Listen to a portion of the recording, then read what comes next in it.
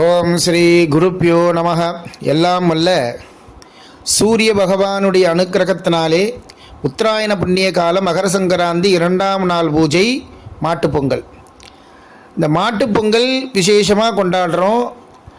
நமக்கு விவசாயத்தை ஓங்கி தருகின்ற நாள் அது.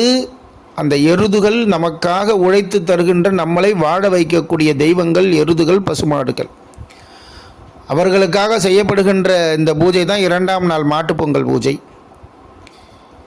பசுமாடு பால் தருகிறது. பசுமாடு நமக்கு மாற்றாந்தாயின்னு சொல்லுவாங்க. பிள்ளைகளுக்கு தாய்ப்பால் இல்லைன்னு சொன்னால் பசும்பால் தான் அந்த பிள்ளைகளுக்கு. அதனால் பசுமாட்டை மாற்றாந்தாயின்னு சொல்லுவாள்.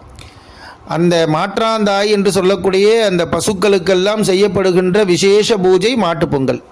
அந்த பொங்கல் எப்போ வைக்கிறேன்னா, மாலை புதன்கிழமை மாலை 4 to 5 மணிக்கெல்லாம் அடுப்பு பற்ற வச்சுடுங்க. பொங்கப்பானை வைத்து பொங்கல் வைக்க தொடங்கிடலாம். அது ஏன்னா குரு ஓரை.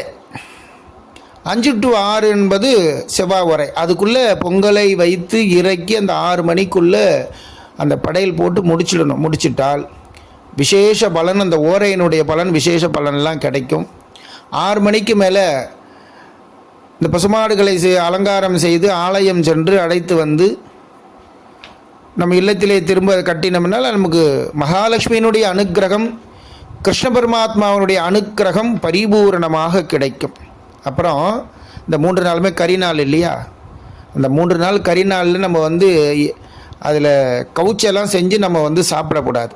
ஏன்னா கரிநாள் என்பது நட்சத்திரம், கிழமை, அதாவது இந்த நாள், இந்த 3ம் சூரிய பகவானுடைய வலுவை இழக்கின்ற நாள். அதை தான் கரிநாள்னு சொல்லுவாள். அதனால் நம்ம அன்னைய தினத்தில் நம்ம மத்தியமான நாளுன்றதுனால நம்ம அதிகமாக அந்த கவுச்செல்லாம் சாப்பிடக்கூடாது. அது செய்தாமல், ஏன்னா நம்ம செய்கிற பூஜை பலன் கிடைக்கணும். அதனால் பகவானை பிரார்த்தனை செய்து கொண்டு இந்த நேரத்தில் பொங்கல் வைத்து படைத்து பலன் பெறுங்கள். நன்றி, வணக்கம்.